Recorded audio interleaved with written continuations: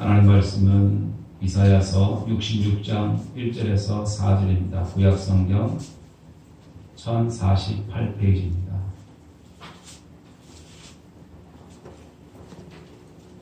이사야 66장 1절에서 4절의 말씀.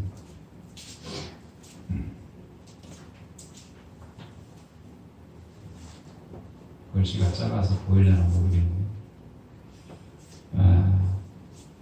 여호와께서 민족을 심판하시다. 66장 1절입니다. 여호와께서 이와 같이 말씀하시되 하늘은 나의 보좌요 땅은 나의 발판이니 너희가 나를 위하여 무슨 집을 지으랴. 내가 안식할 처소가 어디냐. 나 여호와가 말하노라. 내 손이 이 모든 것을 지었으므로 그들이 생겼느니라.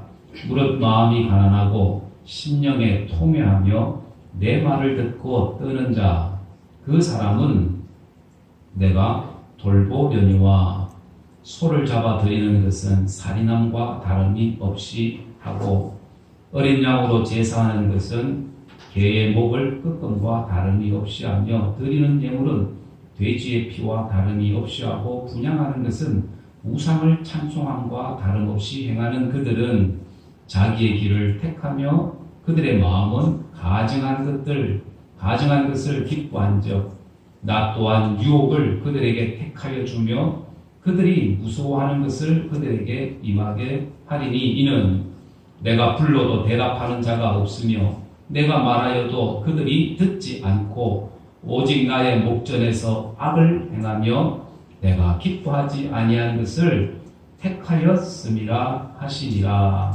아멘. 아멘. 할렐루야. 아멘. 우리 옆 사람하고 한번 인사합니다. 예배드리게 돼서 반갑습니다. 예배드리게 돼서 반갑습니다. 그래요. 반가운 거 맞죠? 네. 여러분들 다이너마이트 알죠? 다이너마이트.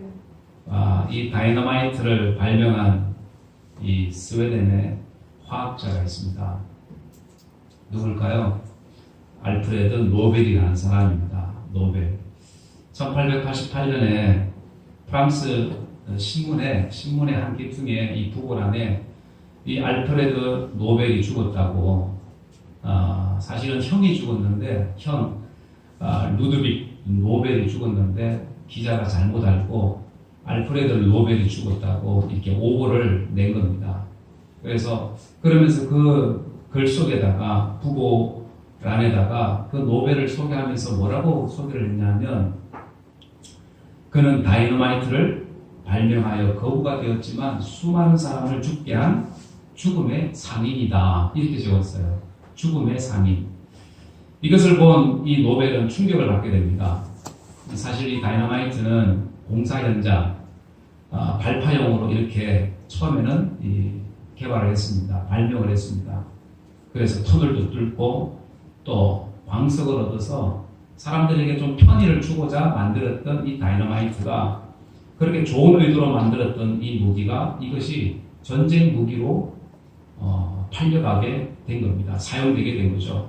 그래서 이 노벨의 의도와는 전혀 상관없이 다른 쪽으로 이렇게 사용이 된 겁니다. 그럼에도 불구하고 후대 사람들이 이 노벨에 대해서 뭐라고 얘기하냐면 죽음의 상인이다. 악한 사람이다. 이런 평가를 내렸는데 그것을 보고 이 노벨이 충격을 받게 되죠. 그래서 자신의 유언장에다가 자기 재산, 그 전 재산을 다 사회에다가 환을 하고 기부를 하고 그리고 나서 그 기부한 돈의 이자를 상금으로 주는 그렇게 해서 이 노벨 재단을 만들게 됩니다. 그리고 나서 그렇게 만들어진 상을 만들었는데 그것이 바로 이 노벨상이죠. 노벨상. 매년마다 사회를 위해서 봉헌한 사람들 주는 상인데 6개 상이 있습니다. 그래서 우리나라에도 노벨상을 받은 사람들이 있죠. 누가 있죠? 김대중 대통령 또 받고 또 문학상 받은 사람들 있죠. 한강이라는 이 소설가입니다. 여러분들 우리가 우리 자신들이 나중에 죽었을 때에 혹시 누가 다른 사람들이 후대 자손들이나 다른 사람들이 우리 자신들을 향해서 야, 저 사람은 악한 사람이다. 아니면 세상에 나지 않았으면 더 좋았을 뻔했던 사람이다. 막 이런 악한 말을 우리가 듣게 된다면 우리의 기분이 어떨까? 어떨까요? 그래서 우리 인생이 어찌 보면 가만히 보면 우리의 마지막을 이제 달려가는 인생들이잖아요. 그래서 나중에 주님 앞에 누구든지 다 서야 되는 그런 운명을 가지고 우리는 살아가는데 나중에 우리가 주님 앞에 섰을 때에 여러분들 분명히 우리 어떤 생활 기록부 이 땅에 있으면서 우리가 살아왔던 그 날들 그것을 우리가 평가를 받게 될 텐데 그럴 때 주님께서 야, 너 수고했다. 너 고생 많았다. 애썼다. 격려받고 인정받는 말을 받으면 말을 들으면 참 좋을 것 같은데 왜 왔냐고 이런 얘기 들으면 그렇잖아요. 그래서 우리가 죽을 때도 마찬가지겠지만 또 우리가 천국에 갈 때도 마찬가지입니다. 어떤 얘기를 들을 수가 있을까? 어떤 얘기를. 그래서 바라기는 저나 여러분들이나 하나님께서 이렇게 돌보시는 사람 오늘 본문에도 하나님께서 돌보신다라는 그런 얘기가 있죠. 2절의 마지막에 보면 내가 돌본다라고 얘기합니다. 내가 돌본다. 그러니까 하나님이 돌보시는 사람, 하나님께서 관심을 주는 사람, 그런 사람. 오늘 우리의 삶이 바로 이런 사람 되기를 원합니다. 그런데 하나님 앞에 우리가 택함을 입었다 할지라도 하나님을 돌보심을 우리가 받지 못하게 되면 얼마나 이게 참 안타까울까. 우리의 믿음 생활도 마찬가지입니다. 회개가 없고 변화가 없고 이스라엘 백성들이 그랬습니다. 하나님의 택함을 입었지만 그들이 잘못된 길로 가고 우상을 섬기고 하나님을 떠나 있는 예배를 드려도 제사를 드려도 마음이 없는 제사 이런 제사를 드리면 제물을 드리면 하나님이 기뻐받지 않는다라고 말씀을 하죠. 오늘 우리의 예배도 마찬가지입니다. 우리의 신앙도 마찬가지입니다. 형식적인 신앙이 되고 그리고 우리의 지식적인 그런 믿음이 되고 신앙이 되면 그 신앙을 하나님께서 기뻐받지 아니하신다라는 겁니다. 그래서 오늘 2절의 말씀에 보면 그렇게 말씀을 하죠. 나 여호와가 말하노라. 내 손이 모든 것을 지었으므로 그들이 생겼느니라. 무릇 마음이 가난하고 심령에 통회하며 내 말을 듣고 떠는 자 그 사람은 내가 돌본다. 돌보아준다. 이렇게 말씀을 하죠. 그래서 우리 믿음의 사람들은 하나님께서 돌보시는 사람, 하나님께서 관심 가지고 보는 사람이 돼야 합니다. 그래서 나중에 후대에 우리 자손들이 또 우리가 나는 중에 하나님 앞에 섰을 때에 우리가 부끄러운 모습으로 서서는 안 된다라는 거예요. 할렐루야. 아멘. 그래서 우리가 하나님께서 돌보지 않는, 쉽게 얘기하면 정말 형식적인 믿음이 되고 돌이키지 않는 그 삶을 살아가는 사람들에게는 4절에 이렇게 얘기하죠. 나 또한 유혹을 그들에게 택하여 주며 유혹 속에 살게 한다. 그 얘기입니다. 그들이 무서워하는 것을 그들에게 임하게 하리니 이는 내가 불러도 대답이 없는 대답하는 자가 없으며 내가 말하여도 그들이 듣지 않고 오직 나의 목전에서 악을 행하며 내가 기뻐하지 아니하는 것을 택하였습니다. 라고 얘기합니다. 이렇게 살아가는 이 백성들 하나님께서 무서운 것이 임하게 한다. 이 당시 이사야 선지자는 이 유다 백성들을 향해서 쓴 이 글입니다. 그러니까 이 유다의 멸망을 앞두고 얘기하는 거죠. 그러니까 하나님의 말씀을 떠나 살아가는 이 백성들 하나님의 말씀을 듣고 떨어야 되고 두려워해야 되는데 그러지 못하는 너희들 마음대로 살아가는 너희들 무서운 것이 임하게 하겠다. 그 무서운 것은 다른 것이 아니라 바로 유다의 멸망입니다. 나라의 멸망이었습니다. 그래서 오늘 우리도 마찬가지죠. 우리가 믿음이 있지만 또 우리 신앙생활을 한다고 하지만 우리가 정말로 믿음으로 살지 못하면 하나님의 말씀을 듣고 우리가 두려워 떠는 자가 되지 아니하면 심령이 가난하고 또 뿐만 아니라 하나님 말씀 앞에서 우리가 그 말씀을 겸손하게 받지 아니하는 그런 자가 되면 어떻게 해요? 우리에게도 무서운 것이 임하게 된다. 무서워하는 것이 우리에게도 임하게 된다는 거예요. 그래서 바라기는 저나 여러분들이나 우리는 무엇보다도 하나님의 돌보심을 받는 사람들이 되어야 될 줄 믿습니다. 그래서 세상 만물을 창조하신 분이 바로 하나님이시잖아요. 인간의 생사 화복을 주관하시는 분이 하나님이시잖아요. 그렇기 때문에 우리는 다른 사람의 돌보심이 돌보는 것이 아니라 하나님의 돌봄 아래 살아가야 되는 사람이 되어야 될 줄 믿습니다. 아멘. 그래서 우리가 하나님의 돌보심을 받기 위해서 어떻게 해야 될까? 첫째는 무엇보다도 우리의 마음이 가난한 사람이 되어야 합니다. 마음이 가난하다? 육신이 가난한 것을 의미하는 것이 아니라 여러분 환경적인 이런 가난을 얘기하는 것이 아니라 우리의 마음의 가난, 심령이 가난한 것을 얘기합니다. 여러분들 심령이 가난한 것은 바꿔 얘기하면 갈급함을 얘기합니다. 그래서 가난한 사람들은 뭔가를 채우려고 하죠. 없는 사람들은, 배고픈 사람들은 뭔가를 채우려고 합니다. 심령이 가난한 것도 마찬가지입니다. 심령이 가난할 때 우리가 주님으로 채우기를 원하는 그 마음이 바로 심령이 가난한 것을 의미합니다. 그래서 주님만을 의지하려고 하는 사람, 주님을 찾는 사람, 그래서 나는 무익한 존재이고 나는 하나님을 떠나서는 살아갈 수가 없습니다. 나는 주님으로 충만하기를 원합니다. 그 마음이 가난한 마음이라는 거예요. 우리 영 심령이 가난한 마음. 그래서 시편 42편 1절에 보면 다 같이 한번 읽어봅니다. 시작. 사슴이 시냇물을 찾기에 갈급함같이 내 영혼이 주를 찾기에 갈급하니이다. 다윗이 이 고백을 합니다. 사슴이 시냇물을 찾기에 갈급함같이. 여러분들 사슴이 원래 물가에서 대놓고 물을 먹는 그런 동물이 아니라고 합니다. 사슴은 이슬이나 풀에 맺혀 있는 그 이슬을 먹고 이렇게 수분을 섭취한다고 그래요. 왜냐하면 물가에는 항상 사나운 맹수들이 있기 때문에. 그래서 이 물가에 직접 가서 먹는 것이 아니라 이렇게 풀이나 이슬을 통해서 수분을 섭취한다는 겁니다. 그런데 사슴이 이 시냇물을 찾을 때가 있습니다. 언제일까요? 새끼를 내서 출산했을 때나, 그래서 물을 찾기 힘들 때, 갈증에 시달렸을 때, 그럴 때는 물을 찾을 수가 없을 그때는 어떻게 해요? 시냇가를 찾는다는 겁니다. 그러니까 그때 이 시냇가를 찾는 것은 다른 것이 아니라 자기의 목숨을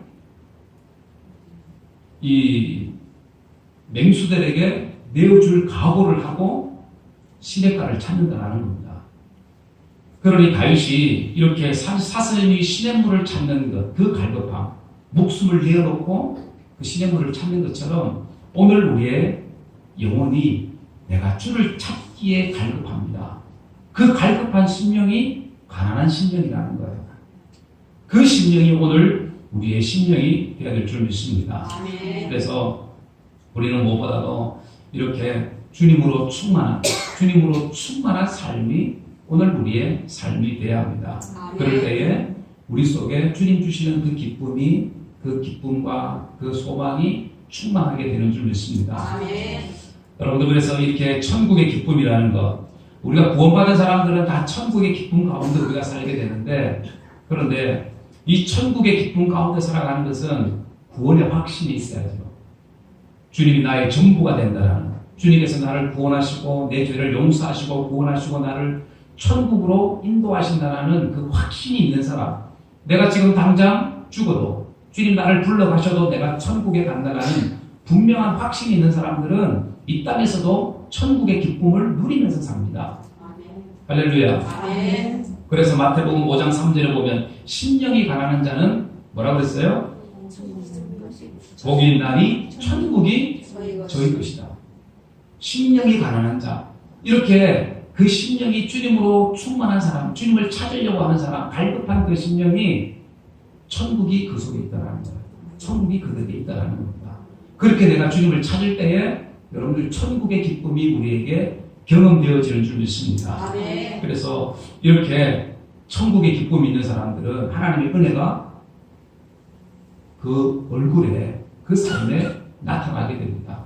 뭔가 모르게 기쁨이 있고 즐거움이 있고 감사가 있고, 그래서 교회 오는 발걸음이 즐겁게 되고 기쁨으로 오게 되고, 주의 일을 해도 기쁨으로 그 일을 감당하게 되고.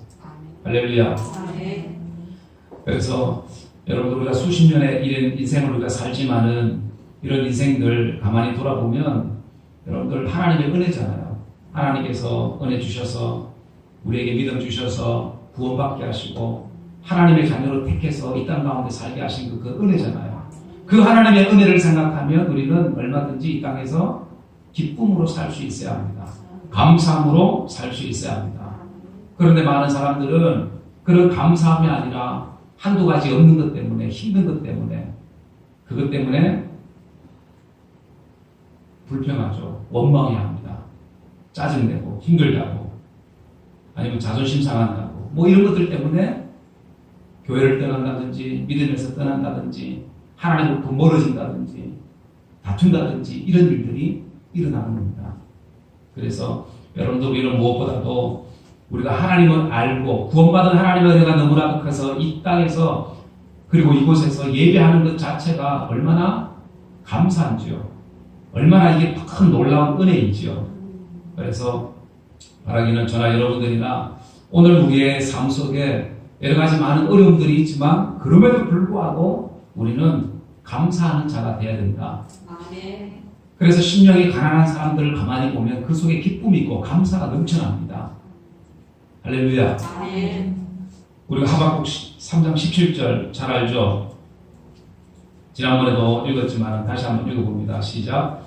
비록 무화과나무가 무성하지 못하고 포도나무에 열매가 없으며 감람나무에 소출이 없으며 밭에 식물이 없으며 우리의 양이 없으며 외양간에 소가 없을지라도 나는 여호와를 인하여 즐거워하며 나의 구원의 하나님을 인하여 기뻐하리로다. 아멘. 이 하박국 선지자의 감사. 여러분들 거기 보면 없고 소가 없고 열매가 없고 소출이 없고 식물이 없고 소가 없고 양이 없고 다 없는 것밖에 없잖아요. 없는 것밖에 없는 그 상황 속에서도 나는 여호와로 인해서 구원의 하나님으로 인해서 나는 기뻐한다고 얘기합니다. 아멘. 그 심령이 가난하니까 이런 고백이 나오게 된다는 거예요. 여러분 오늘 우리의 심령이 가난한 심령 되어야 될 줄 믿습니다. 아멘. 하나님으로 충만한 그 심령이 되어질 때에 우리는 하나님의 돌보심을 잊게 된다는 거예요. 그리고 두 번째는 통회하는 사람이 되어야 합니다. 돌보심을 받기를 원한다면 통회하고 자복하는 사람이 되어야 된다. 2절에 보니까 이렇게 말씀합니다. 무릇 중간에 보면 무릇 마음이 가난하고 심령에 뭐하는 사람? 통회하는 사람. 통회라는 말이 죄에 대해서 깊이 슬퍼한다라는 얘기입니다. 죄를 회개한다라는 얘기입니다. 그래서 마태복음의 표현에는 애통이라고 얘기합니다. 마태복음 5장에 보니까 애통하는 자는 복이 있나니 하나님의 뭘 받는다? 위로를 받을 것이다 라고 말씀합니다. 애통하는 자, 통회하는 자, 하나님 앞에 자신의 부족함을 내어놓는 사람, 자신의 연약함을 고백하는 사람, 자신의 죄악들을 드러내는 사람, 그런 사람들이 하나님의 돌보심을 받는다라는 거예요. 지금까지 내 마음대로 살아왔던 것, 교만했던 것, 인간적인 생각으로 행했던 그 모든 것들 하나님 앞에 자백할 때에, 통회할 때에, 그럴 때에 하나님의 은혜를 잊게 되는 줄 믿습니다. 아멘. 그래서 이스라엘 백성들이 마찬가지였습니다. 자기들이 하나님을 섬긴다고 하면서 우상을 섬기는 거예요. 우상을 섬기고 자신의 욕심을 채우면서도 그것이 욕심인 줄 모릅니다. 그렇게 이것도 하고 저것도 섬기고 하나님도 섬기고 우상도 섬기고 그래서 하나님이 가장 싫어하는 것을 하면서도 그것이 잘못인지를 몰랐다라는 거예요. 세상의 것을 탐하고 이 물질을 쫓아가는 그 삶을 살면서도 그것이 우상인지를 몰랐습니다. 그래서 오늘 우리에게도 마찬가지죠. 우리가 내 육신의 것을 취하면서도 한쪽으로는 내가 믿음의 생활을 한다라고 하는 것. 그래서 우리는 우리 자신들을 잘 돌아보아야 합니다. 어떻게 해요? 말씀이라는 거울을 통해서 우리 자신들을 돌아봐야 됩니다. 아멘. 그래서 말씀의 거울을 비춰보면 우리에게 뭐가 부족한지, 무엇이 잘못됐는지를 우리가 알 수 있습니다. 그래서 우리도 마찬가지로 거울을 보면서 우리가 화장을 하잖아요. 얼굴을 고치잖아요. 뭔가 잘못된 것이 있으면 거울을 보고 고칩니다. 말씀이라는 거울을 통해서 우리 자신들을 보게 된다는 거예요. 그래서 하나님 앞에 내가 어떤 모습으로 서 있는지, 어떤 모습의 나인지를 우리가 보게 되고 그 잘못된 것을 다시 돌이키는 것, 회개하는 것. 여러분들 이렇게 통회하고 애통해하고 하는 회개할 때에 하나님이 돌보신다라는 사실입니다. 할렐루야. 아멘. 그래서 이 돌보심의 은혜를 우리는 입어야 합니다. 아멘. 시편 97편 10절 다 같이 한번 읽어봅니다. 시작. 여호와를 사랑하는 너희여 악을 미워하라. 그가 그 성도의 영혼을 보존하사 악인의 손에서 건지시느니라. 의인을 위하여 빛을 뿌리고 마음이 정직한 자를 위하여 기쁨을 뿌리시는도다. 아멘. 여호와를 사랑하는 너희여 악을 미워해라. 악을 미워해라. 여러분들 우리 속에는 악을 좋아하는 마음들이 있습니다. 그 습성이 세상의 것을 좋아하고 육신의 것을 좋아하는 그 습성이 우리에게 있습니다.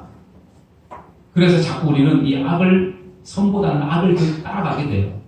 그런데 말씀은 성경 말씀 뭐라고 그래요? 악을 미워하라고 말씀합니다.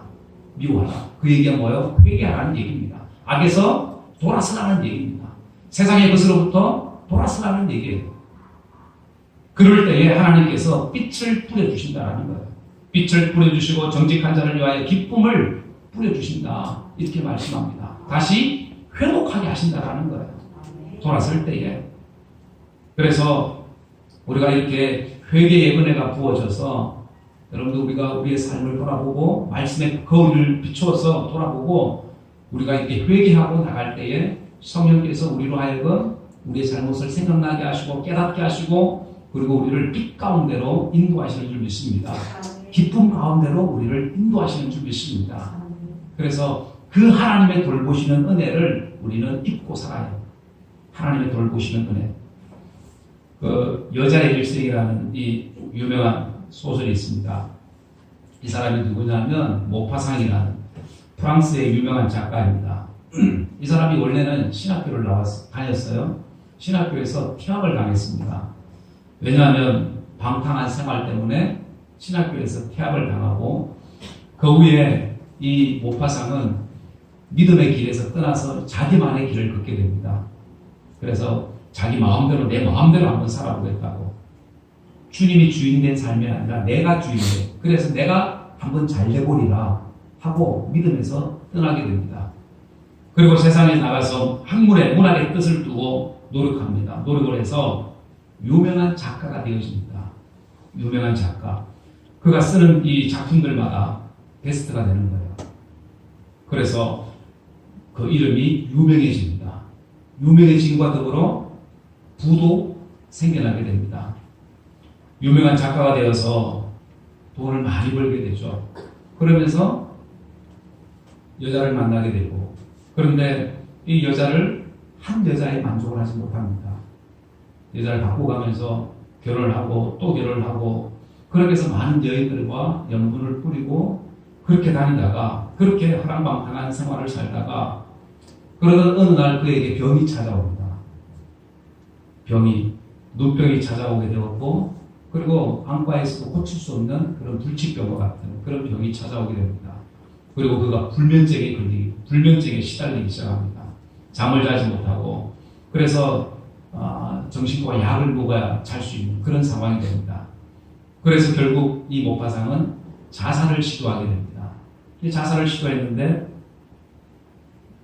죽지 못했습니다. 가까스로 목숨을 구하고 그렇게 목숨을 다시 연명을 했지만 결국 오래 살지 못하고 43세라는 그 생애를 마치게 됩니다. 그 무덤 묘비명에다가 그 죽기 전에 말년에 수없이 되뇌이던 그 말이 그 묘비명에 새겨져 있습니다. 뭐라고 새겨져 있냐면 나는 모든 것을 얻고자 했지만 결국 아무것도 얻지 못했다. 다른 사람들이 볼 때는 많은 것을 가진 사람처럼 보이지만은 결국 자신은 아무것도 얻지 못한 그런 인생을 살았다는 겁니다. 아무것도 얻지 못한, 가지지 못한 인생. 여러분들 그래서 우리의 인생이 빈손으로 왔다가 그냥 빈손으로 가는 인생이 우리의 인생이라고 얘기합니다. 바꿔 얘기하면 그런 인생이기 때문에 우리에게 필요한 것이 있습니다. 바로 하나님이 우리에게 필요하다는 거예요. 하나님이 필요한 인생이라는 것을 성경은 우리에게 말씀합니다. 우리가 세상을 많이 살아봤지만 여러분들 결국 우리의 인생은 그냥 조용히 있다가 잠시 있다가 사라져가는 우리의 인생입니다. 그런 인생이잖아요. 그런 인생이기에 하나님이 필요할 수밖에 없는 인생으로 우리를 만들어 주셨는데 그 만들어 주신 하나님의 뜻을 알지 못하고 사람들이 지금 각기 제 길로 살아가는 거죠. 그런데 그렇게 산다고 할지라도 또 믿음에서 떠나 있다라고 할지라도 통회하는 자, 자복하는 자, 애통해하고 돌아오는 자, 그런 사람들을 하나님은 어떻게 해요? 돌봐주신다라는 거예요. 다시 회개하고 돌아오는 사람들을 하나님이 맞아주신다라는 겁니다. 집을 나간 탕자 이야기. 복음서에 보면 다 나오죠. 이 탕자가 외국에 가서 자신이 가지고 있던 그 재산을 허랑방탕하게 다 썼습니다. 그리고 폐인이 돼가지고 거지가 돼가지고 집으로 돌아왔는데 아버지가 어떻게 해요? 동구밭에 나가서 벗은 발로 그 아들을 맞아줍니다. 비록 집을 나간 탕자라 할지라도 기다리고 맞아주시는 분이 아버지였습니다. 마찬가지로 우리가 여러분들 비록 이런 탕자의 모습이 우리 속에 있다 할지라도 여러분들 우리가 통회하고 자복하고 애통하는 심령으로 하나님 앞에 나올 때 하나님은 우리를 어떻게 해요? 맞아주신다라는 거예요. 돌봐주신다라는 거예요. 관심 가져주신다라는 겁니다. 그래서 우리가 하나님의 은혜를 잊기 위해서 하나님의 은혜의 보좌 앞에 담대히 나와야 되는 거고 하나님 앞에 나올 때 하나님은 우리를 어떻게 해요? 내치지 아니하시고 우리를 돌봐주신다 이렇게 말씀합니다. 돌보시는 이 은혜를 우리는 잊고 살아야 합니다. 돌보시는 은혜. 그리고 세 번째는 하나님의 돌보심을 받으려면 말씀을 듣고 뜨는 자가 되어야 합니다. 하나님의 말씀을 듣고 뜨는 사람, 두려워하는 사람이죠. 2절 마지막에 보니까 내 말을 듣고 뜨는 자, 그 사람을 내가 돌본다 이렇게 말씀합니다. 새 번역의 이 말씀을 보니까 나를 두려워하고 내 말을 따르는 사람, 이런 사람을 내가 좋아한다 이렇게 번역을 했습니다. 그러니까 이 개혁성경, 오늘 우리가 읽은 이 개혁성경에 보니까 이 뜬다라고 번역을 하는 것은 하나님을, 그 말씀을 두려워하는 것을 의미합니다. 말씀을 두려워하는 것. 두려운 마음으로 하나님의 말씀을 받는 거예요. 그냥 한 귀로 듣고 한 귀로 흘리는 말씀이 아니라 그 말씀이 하나님의 말씀으로, 살아있는 생명의 말씀으로 내가 듣는다라는 거예요. 그럴 때에, 그 하나님의 말씀을 들을 때에 우리는 두려워 뜨는 자가 됩니다. 하나님을 경외하는 자가 됩니다. 그런 사람들을 하나님이 어떻게 해요? 돌보신다라는 거예요. 돌보신다. 돌아보아 주신다. 관심 가져 주신다. 이렇게 말씀하고 있는 겁니다. 그래서 오늘 우리에게도 하나님 말씀대로 내가 살려고 하는, 그렇게 몸부림치는 사람들이 있습니다. 하나님 없이는 나는 살아갈 수가 없고 말씀 아니고는 나는 살아갈 수가 없습니다. 말씀이 내 인생의 전부가 됩니다. 말씀의 인도함을 따라 내가 살기를 원한다고 하는 그 사람들을 하나님이 돌보신다 이렇게 말씀합니다. 그래서 오늘 우리의 마음이 하나님 중심의 마음이 되어야 합니다. 하나님 중심의 마음, 하나님의 은혜를 잊기를 원하는 마음, 그리고 하나님의 말씀이 들릴 때 그 말씀을 듣고 두려워하는 자, 말씀을 두려워하는 자, 떠는 자, 그 말씀 앞에 순종하는 사람, 그 사람을 하나님이 어떻게 해요? 돌보신다는 거예요. 그래서 이렇게 사람들을 보면 하나님의 말씀을 듣는 태도, 대하는 자세, 그런 자세를 보면 저 사람이 하나님을 경외하는 사람이야, 하나님을 두려워하는 사람이야, 하나님을 잘 섬기는 사람이야, 그런지 아닌지를 알 수가 있습니다. 여러분들, 우리가 운동하는 사람들이 그런 얘기합니다. 운동은 자세가 중요하다. 자세가. 요가하는 것도 자세가 중요하고, 우리가 조깅을 해도 이게 무슨 운동이 자세가 중요하다 그러잖아요. 그래서 운동을 시작하면 제일 먼저 가르치는 것이 바로 이 자세라고 얘기합니다. 그래서 자세가 좋은 사람들을 가만히 보면 고수라고 얘기합니다. 어떤 운동이든 자세를 딱 보면 저 사람 고수야, 잘하는 사람이야, 금방 알 수가 있죠. 근데 초보자들은 뭐가 나요? 표가 표가 나. 어디서 나요? 자세에서 표가 나. 자세가 엉성해. 엉성해. 그래서 이 자세가 좋은 사람들은 실력도 좋죠. 실력도. 그래서 제가 탁구를 치지만, 운동을 하지만, 처음에는 못 치잖아. 그러면 못 칠 때는 잘 치는 사람들을 보고 가서 한 수 배워달라고 이렇게 부탁을 해요. 어떻게 알아요? 잘 치는지 안 치는지 치는 걸 보면 알아. 자세를 보면 알아. 근데 지금은 다른 분들이 모아가지고 한번 쳐주세요. 한번 해주세요. 이렇게 해요. 왜 그럴까요? 잘 친다라는 것을, 자세가 좋으니까 잘 친다라는 것을 아니까 배우려고 온다라는 거예요. 여러분들, 그래서 제가 깨닫는 것이, 무엇을 하든지 자세가 중요하다. 자세가 바로 돼 있으면. 하나님을 섬기는 자세 역시 마찬가지입니다. 하나님의 말씀을 받는 자세 역시 마찬가지입니다. 그 말씀을 받는 자세가 잘 되어 있으면, 중심이 바로 서 있으면, 여러분들 하나님의 은혜를 잊게 되고, 돌보심을 잊게 됩니다. 할렐루야. 그래서 우리가 앉아있는 자세도, 걸어가는 자세도, 걸어가는 자세만 봐도 저 사람 디스크가 있다, 뭐가 있다, 한 번에 알 수 있잖아요. 그래서 오늘 우리의 자세, 말씀을 받고 그 말씀을 대하는 자세, 하나님의 말씀으로 내가 듣는 그 자세 중요합니다. 그 말씀을 받고 듣고 떠는 자, 경외하는 자, 하나님 말씀 앞에 순종하는 그 사람을 하나님이 어떻게 하신다고? 돌보신다고. 관심 가져주신다고. 할렐루야. 그래서 이 모세가 신명기 30장 15절 이하에 보면 이 가나안 땅 입성을 앞둔 이 이스라엘 백성들을 향해서 이렇게 얘기합니다. 어떻게 살아야 될지를 분명하게 얘기합니다. 다 같이 한번 읽어봅니다. 시작.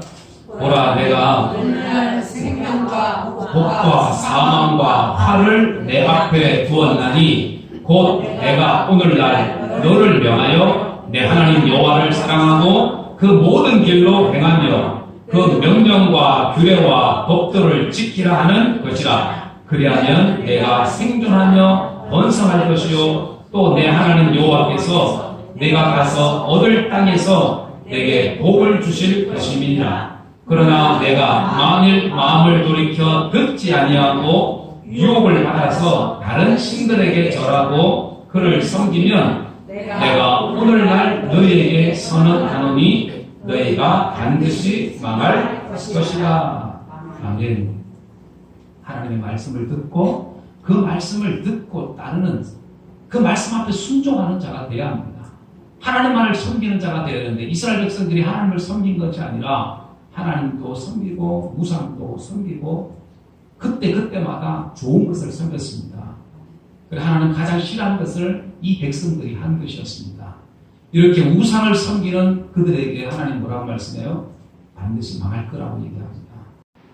그 삶은 하나님께서 돌보시는 사람이 아니라, 하나님이 책임지는 사람이 아니라, 여러분들 그 인생은 하나님 앞에 하나님 돌보심에서 벗어나는 인생이 될 수밖에 없습니다. 그렇기 때문에 바라기는 저나 여러분들이나 우리는 하나님의 돌보심의 은혜를 입고 살아가는 하나님의 사람들이 되어야 될 줄 믿습니다. 그래서 그러기 위해서 오늘 성경은 몇 가지 얘기하죠. 심령이 가난한 사람, 주님을 갈망하는 사람, 주님을 찾는 사람 하나님이 돌보신다. 그리고 두 번째는 통에 자복하는 사람, 애통해하는 사람, 자기의 부족함을 보고 하나님 앞에 엎드리는 사람을 하나님이 돌보십니다. 그리고 세 번째는 하나님의 말씀을 듣고 두려워하는 사람, 떠는 사람입니다.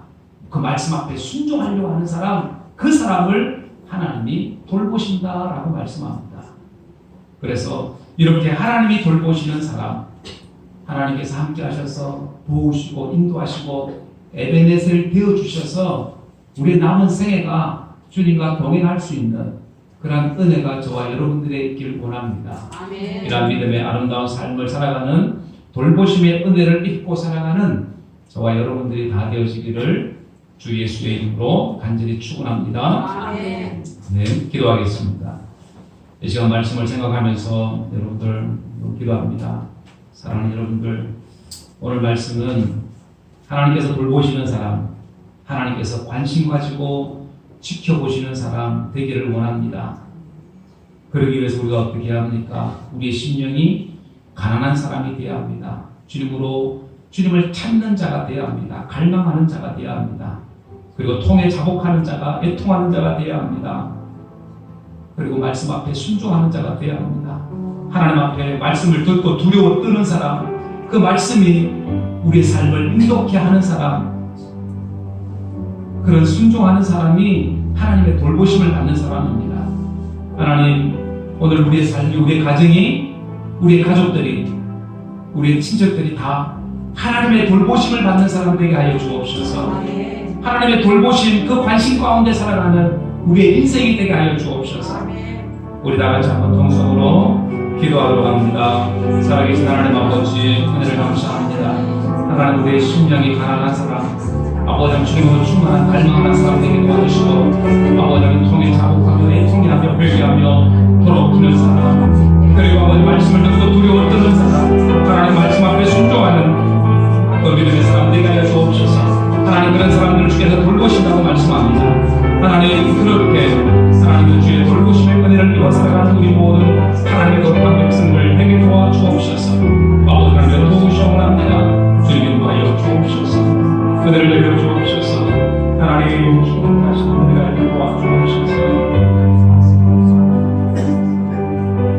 살아계신 하나님 아버지, 은혜를 감사합니다.